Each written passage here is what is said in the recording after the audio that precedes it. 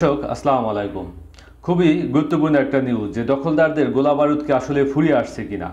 এখানে Wall Street journal তারা একটি নিউজ করেছে 1 ঘন্টা আগে। সেটা হলো তারা লিখেছে যে Israel is running low on defensive interceptors, মানে তাদের যে ডিফেন্স করার জন্য যে মিসাইলগুলো তারা ছড়ে আয়রন ডোম থেকে, অ্যারো 3 থেকে তাদের যে আকাশ প্রতিরক্ষা রয়েছে, সেই আকাশ প্রতিরক্ষার জন্য তারা আয়রন ডোম এবং অ্যারো 3 থেকে যে মিসাইলগুলো, ইরান থেকে যে মিসাইলগুলো আসে সেই মিসাইলগুলোকে তারা আকাশে ধ্বংস করার জন্য যে মিসাইলগুলো ছুড়ে থাকে, এই মিসাইলের যে মজুদ তাদের, সেই মজুদ আস্তে আস্তে কমে আসতেছে।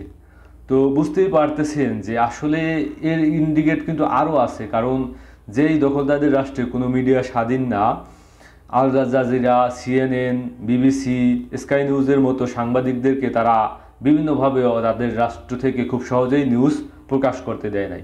তো সেই জায়গায় এখন তারা সমস্ত রকমের মিডিয়ার জন্য তাদের দেশকে উন্মুক্ত করে দিয়েছে যে দেখো আমরা হামলার শিকার হইতেছি, আমাদেরকে মারা হইতেছে, আমাদের ভবন ধ্বংস করা হইতেছে। এভাবে বিভিন্ন রাষ্ট্রের কাছে বা বিশ্বের কাছে তারা তাদের উপর যে তারা যে হামলার শিকার হইতেছে সেটাকে ফুটিয়ে তুলতে চাইতেছে। এখন নিউজ মিডিয়াকে তারা স্বাধীনভাবে নিউজ করতে দিতেছে। তো বুঝতেই পারতেছেন যে তারা এখন আস্তে আস্তে দুর্বল হয়ে যাচ্ছে। এবং যে জিনিসটা বলা হইতেছে যে আসলে তাহলে আপনার ইরানের মিসাইলের পরিমাণ কী পরিমাণে মজুদ আছে, মোটামুটি এটা নিশ্চিত যে সর্বনিম্ন হলেও তাদের কাছে 20,000 মিসাইল মজুদ আছে। অনেকে বলেন 10,000, কিন্তু আমার কাছে মনে হয় না যে 10,000। অনেক নিউজে আসছে যে 20,000 মিসাইল তাদের কাছে মজুদ আছে। এ পর্যন্ত তারা যে মিসাইলগুলো ছুড়েছে সেই মিসাইলের পরিমাণ 370টি মিসাইল তারা ছুড়েছে। তো এই 370টি মিসাইল ছোড়ার জন্য তাদের কিন্তু আপনার ডিফেন্স করার জন্য এর সাথে তো আরও ড্রোন যে শাহেদ 360 সেই ড্রোনও কিন্তু তারা ছুড়েছে। তো সেই জায়গা থেকে এই প্রত্যেকটা ড্রোন মিসাইলকে ধ্বংস করার জন্য তাদের কিন্তু মিসাইল ছুড়তে হয়েছে। তো তারা যে মিসাইলগুলো ছুড়ে থাকে তার প্রত্যেকটার দাম হলো $50,000। তো এই যে $50,000 করে এক একটা মিসাইল তারা ছুড়ে থাকে প্রত্যেকটা মিসাইলের বিপরীতে, তো সেই জায়গা থেকে তাদের বড় রকমের একটা আর্থিক ক্ষয়ক্ষতি হয়েছে ইতিমধ্যে। এবং তাদের আপনার এই ইন্টারসেপ্টর ডিফেন্সিভ মিসাইলের পরিমাণ কমে আসছে। এবং ইরানের কাছে পর্যাপ্ত পরিমাণে মিসাইল রয়েছে, কারণ তারা মিসাইল তো আজকে থেকে তৈরি করে না। ইসরায়েল রাষ্ট্রটির জন্মই হয়েছে 1948 সালে। তো 48 সালে জন্ম নেওয়া রাষ্ট্রটা বিভিন্ন দেশ থেকে সাহায্য সহযোগিতা পেয়েছে, বিশেষ করে আমেরিকা থেকে। সেই আমেরিকা থেকে তারা কিন্তু গোলা বারুদ, অস্ত্রশস্ত্র, ট্যাঙ্ক, বিমান সব কিছু তাদের আমদানি করা বা আমেরিকার দেয়া।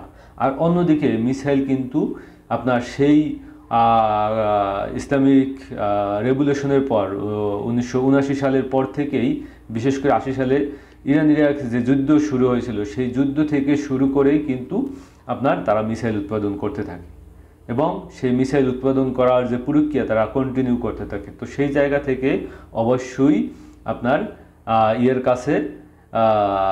ইরানের কাছে যথেষ্ট পরিমাণে মিসাইলের মজুদ আছে বলে আমার বিশ্বাস। তো সেই জায়গা থেকে এখন সম্ভবত তারা বুঝতে পেরেছে যে আসলে আমরা যে ডিফেন্সিভ ইন্টারসেপ্টর মিসাইলগুলো ছুরি, এটা অনেক ব্যয়বহুল এবং আমাদের কাছে পর্যাপ্ত পরিমাণের নাইও। এ কারণে এখন তারা বিভিন্ন দেশের নিউজ মিডিয়াকে আমন্ত্রণ জানিয়েছে যে আমরা ক্ষয়ক্ষতি হইতেছি, আমাদের রাষ্ট্রটা কীভাবে ক্ষতির শিকার হইতেছে সেটাও তোমরা বিশ্বের কাছে ফুটাই তুলো। আমি আপনাদেরকে একটু নিউজটা প্লে করে দেখাই, জানি না আবার কপিরাইট আসে কিনা। For days, Israel's defenses have largely held up against Iran's missile attacks. But there's a growing concern that Israel is burning through its defensive weapons. And its Arrow interceptors, which play a key role in taking out Iran's ballistic missiles, are in short supply, according to a U.S. official. The United States, which has been helping Israel shoot down threats, is also expending its munitions.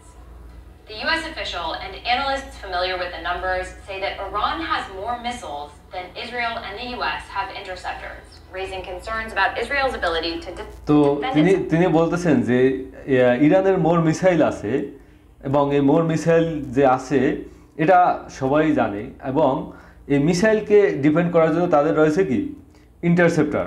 তো সেই interceptor এখন কার কাছে কী পরিমাণে আছে সেটার ভিত্তিতেই তারা এখন ওয়াল স্ট্রিট বলতেছে যে ইসরায়েলের কাছে যে ইন্টারসেপ্টর আছে, ডিফেন্সিভ ইন্টারসেপ্টর, সেগুলো কমে আসতেছে। এই হলো তাদের মূল নিউজ।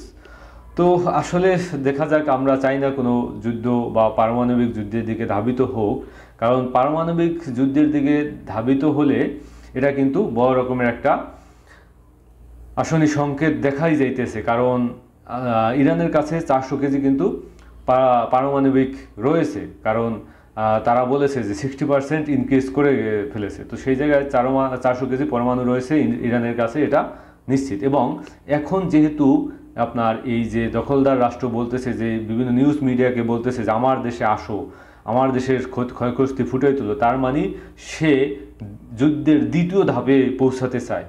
এখন দ্বিতীয় ধাপে যুদ্ধে পৌঁছানোর জন্য তাকে দেখাইতে হবে যে কিছু কজ আবিষ্কার করতে হইবে, বা বিশ্বের কাছে কিছু কারণ ফুটিয়ে তুলতে হবে যে তুমি যে দ্বিতীয় ধাপে বা তুমি যে পরমাণু যুদ্ধের দিকে ধাবিত হইতে চাও, তোমার তুমি কী কারণে যাইতে চাও। তো সেই জন্যই আসলে কি সে পৃথিবীর সমস্ত নিউজ মিডিয়াকে আমন্ত্রণ করতেছে কিনা ক্ষতিগ্রস্ত হয়ে, এটা কিন্তু ভাববার বিষয়।